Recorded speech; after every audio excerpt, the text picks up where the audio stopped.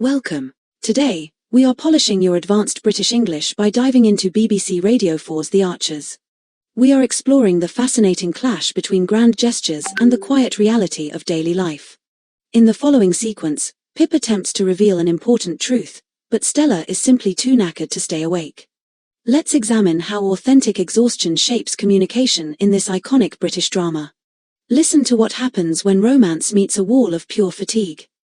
Stella? Stella? Oh, Stella? What? Sorry. I was just resting my eyes. You were asleep?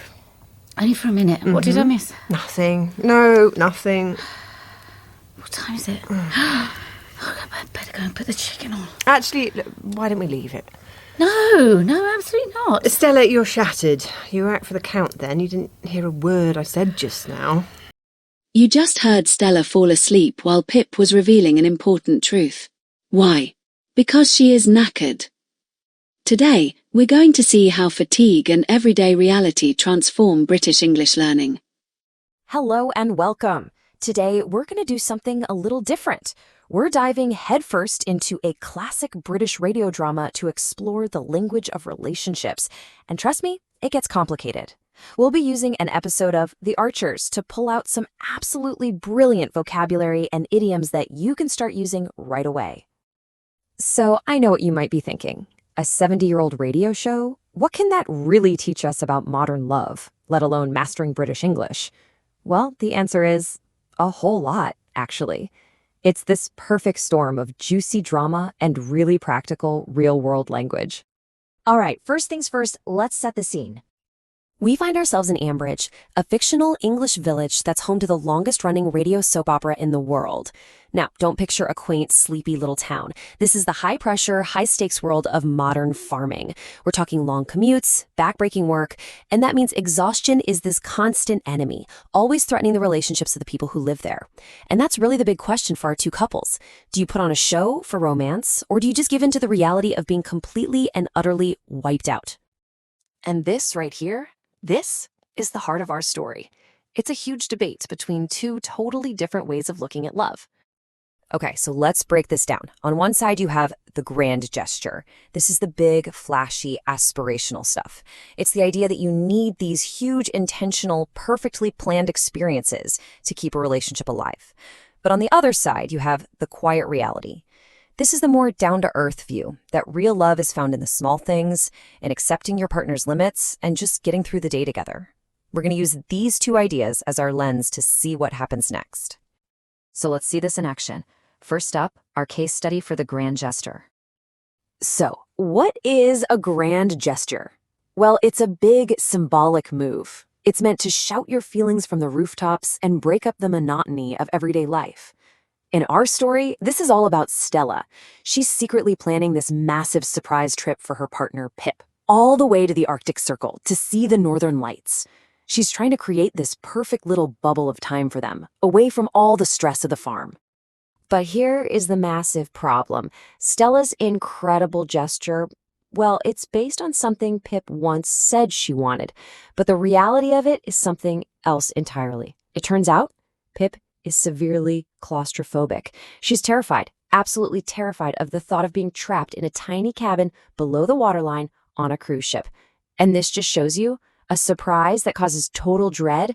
That's not romantic. It's a massive communication breakdown. And just listen to Pip's words here. You can feel the anxiety, can't you? It's not about the beautiful Northern Lights. For her, it's all about how they're going to get there. She's not excited. She's actually having nightmares about this surprise. Okay, here is a fantastic idiom for you. Pip is worried that Stella is listening to the champagne talking. What does that mean? It means you're taking something that was said in a moment of fun and excitement, like a drunken New Year's wish, and treating it as a serious, literal plan, while totally ignoring the practical reality. Stella heard the dream about the Northern Lights, but she completely missed the real, deep-seated phobia. Now, let's completely switch gears and look at our other couple. They are living a much more grounded version of romance. Meet Dave and Ruth. Dave is trying for his own grand gesture, a fancy Valentine's dinner, complete with beef Wellington. He actually says that not doing something special is the death knell of romance. But his wife, Ruth, she has a very different idea, a much more practical one. She suggests they work the bar at their pub that night to make some extra money. For her, a long-term act of teamwork is better than a one-night show. In the end, they find a middle ground, sitting on stools at their own bar. It's a small victory for just being present, not being perfect. And this brings us to an absolutely essential piece of British slang you need to know: knackered. It just means you are completely, utterly exhausted. And this is the key. In Umbridge, the biggest enemy of romance isn't hate or boredom, it's just pure physical exhaustion. We literally hear Stella get home from her commute and she's described as shattered, too tired to even string a sentence together. And this scene just captures the whole conflict perfectly. Stella's ideal plan, her gesture, is to cook a big roast chicken dinner to prove they're more than just roommates. But what's the reality? She's so knackered that she falls asleep mid-sentence. So what does Pip do? She makes cheese on toast. And in that moment, that simple, humble cheese on toast becomes the real romantic masterpiece. Why?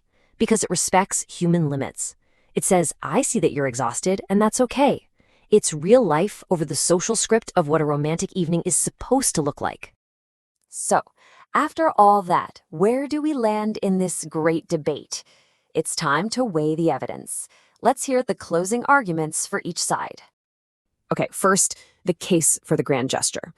The argument here is that entropy, the natural tendency for everything to just fall apart, is the real enemy. Relationships need energy. They need effort. And even if a gesture doesn't land perfectly, the intent to delight your partner, that's the fuel that keeps the engine running. It's about fighting the rut of daily life and reminding each other who you are, a husband, not just a business partner. But then the defense of quiet reality comes back with a really powerful counter-argument. They say that the impact of your actions matters way more than your intention. Real love isn't about performing perfection. It's about actually seeing your partner for who they are. Tired, stressed out, maybe even a little bit scared. Recognizing their limits is the most loving thing you can do. And like we saw with the cheese on toast, real intimacy, that deep connection, it happens in those quiet moments when you can finally drop the act. All right, let's wrap all this up. Let's look at what we've learned and what it means for you and your English learning journey. Let's do a quick recap of our 5 key terms. First, we had the grand gesture, that big symbolic act. Then that great idiom, listening to the champagne talking, which means taking something said in fun way too seriously. Of course, our favorite British slang, knackered, for being totally exhausted. We also saw how the characters were fighting against mundanity, which is just the boring, everyday routine of life. And finally, claustrophobia, Pip's very real and intense fear of small, enclosed spaces. And now, the final verdict is up to you.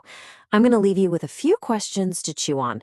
Is a surprise cruise an amazing gift, or is it kind of a selfish thing to do? Have you ever made a big promise while you were listening to the champagne talking? And really, what's more romantic, forcing your way through a fancy dinner, or just sharing some cheese on toast when you're both completely and totally knackered? And of course, because it's a soap opera, The Archers leaves us on a total cliffhanger. On February 17th, Pip's birthday, an envelope is going to be opened. Is it going to be a dream trip or a claustrophobic nightmare? It leaves us with this final thought. Relationships, and language learning too. They both require us to navigate this constant tension between the intent to delight and the simple capacity to endure. Thanks so much for joining me.